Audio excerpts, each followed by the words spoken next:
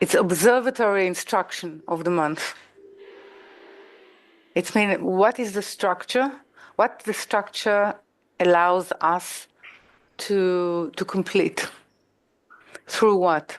So each month, which means each section of the power of the light that is intended to be extended in our world, is being actually sort of described.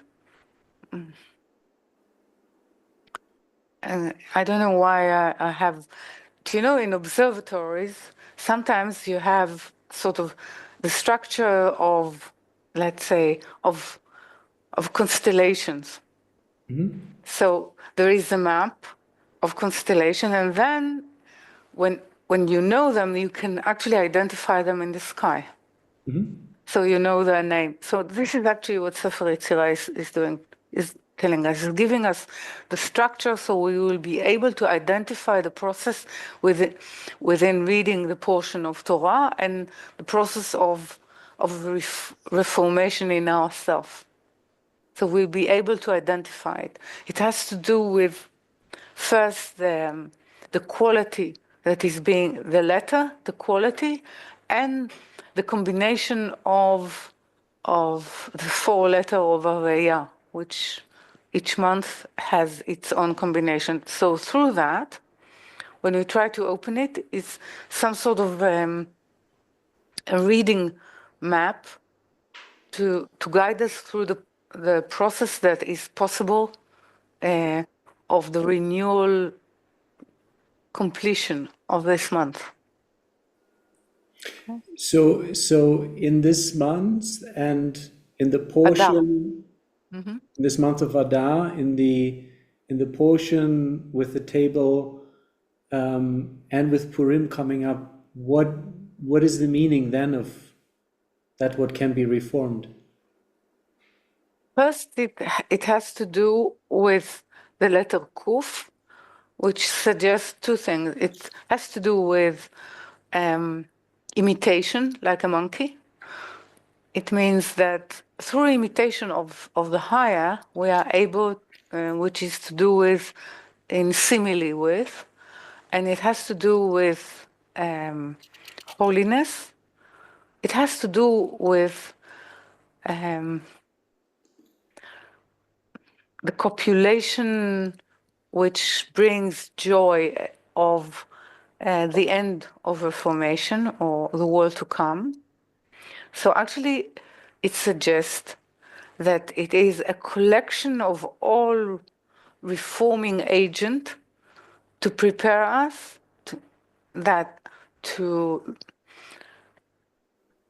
for the reception of the enormity of the light of the world to come.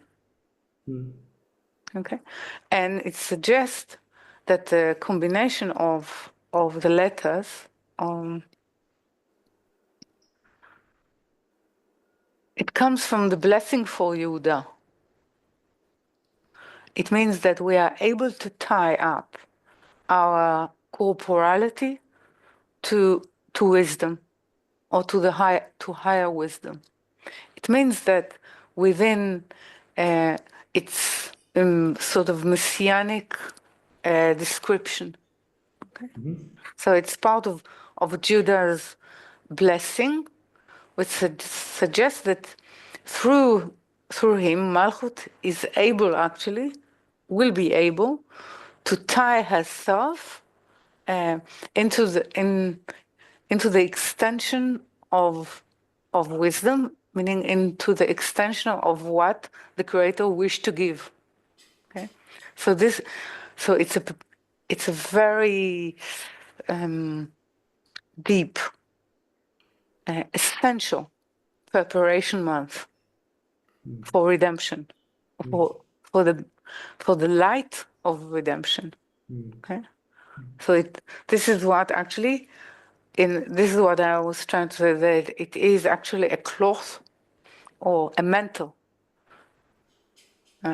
that collects all the needs, all the wants all that humanity is missing in order to reveal actually the enormity of that light.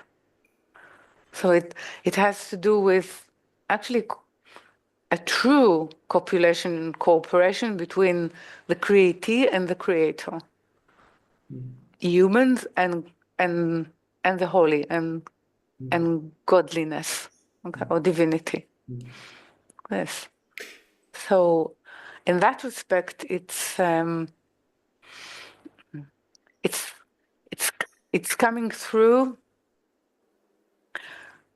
the establishment of that structure, which is to do with the tabernacle, which is according to the structure of divinity, the wish to, which is the golden calf sin, the wish to actually draw the light of God, and then the inability to actually draw it, and then instead of sort of being erased, we are actually witnessing the highest revelation of Erech Anpin. Yeah. So and then we have the gathering, which is Vayakhel.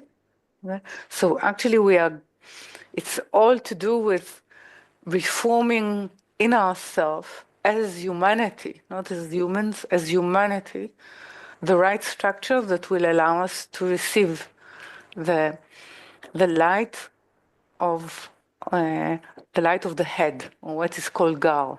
Okay, so all this month is dancing around that,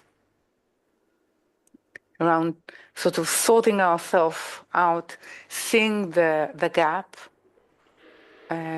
being willing to give ourselves into completion of ourselves, to be fit to serve that revelation. Okay? Yes. So this is to do with the letter Koof. It's to do with copulation, which is wrongly translated into laughter. It's the joy of coming together, and it has to do with this completion. One can say.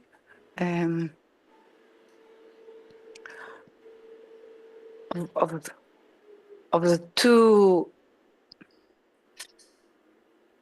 female powers with the light. So it's a preparation actually of wonder, almost of a question, meaning, is it possible? Was it like this? Is it like this? It's wondering. It's wondering in awe. The two female powers are? Bina and Malchut. Bina and Malchut, okay. Yeah.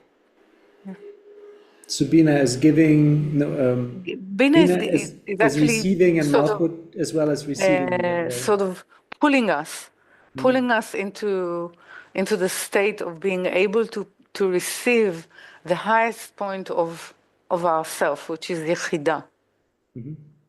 Okay? It's pulling us into, of course, Malchut need to surrender and want it and to admit to the need of it. So it's tying herself. She's tying herself to that possibility. So actually, you can say that Malchut is dressing herself like Bina. So she's wearing a costume. Which is, so our task really is to get closer to the gap, to get closer to... It's not closer to the gap, to be aware of the gap. Yeah, more aware, yeah. And to the enormity of the gap. And to see that actually we cannot define it unless we bring it together into one mantle. Yeah? And into an expression of not a personal need, the need of all humanity. So it's not humans, this is what I'm saying. It's not humans, it's humanity. Okay? Yes.